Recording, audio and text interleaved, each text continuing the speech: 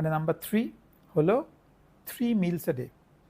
এবার আপনি যদি ডায়াবেটিক হন এবং ইনসুলিন নেন এবং একটা অন্য ওষুধ খান যার থেকে সুগার ফল করতে পারে, ডাক্তার আপনাকে বলে দেবে, তাহলে 3টে মিল হয়তো এনাফ নয়, আপনাকে হয়তো স্ন্যাকিংও করতে হবে। বাট এটা মানে আপনার রোগ বাড়ছে, সুগার কমছে, রোগ বাড়ছে, সুগার কমছে। ব্যাপারটা যদি বুঝতে না পারেন আমার অন্য ভিডিওগুলো দেখুন। কিন্তু আপনি চেষ্টা করবেন যে এই ওষুধগুলো ছাড়া সুগার কন্ট্রোলে রাখতে, যাতে আপনার রোগ না বাড়ে, সুগারও না বাড়ে।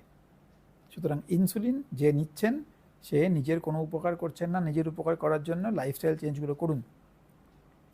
তাহলে যেটা বলছিলাম, যদি সেরম না হয়, মানে অন্যান্য সব পেশেন্টের জন্য 3 মিলস আ ডে, বারে বারে স্ন্যাকিং করার কোনো কারণ নেই। 3টে মিল যদি ঠিকঠাক করেন, এনাফ ফাইবার, এনাফ প্রোটিন এবং অল্প স্বল্প কার্বোহাইড্রেট, তাহলে আপনার পেট সারাদিন ভরাও থাকবে, ওজনও ঠিক থাকবে, রোগও কম থাকবে, ওষুধও কম লাগবে, আপনিও ভালো থাকবেন। 3 meals a day, no snacking.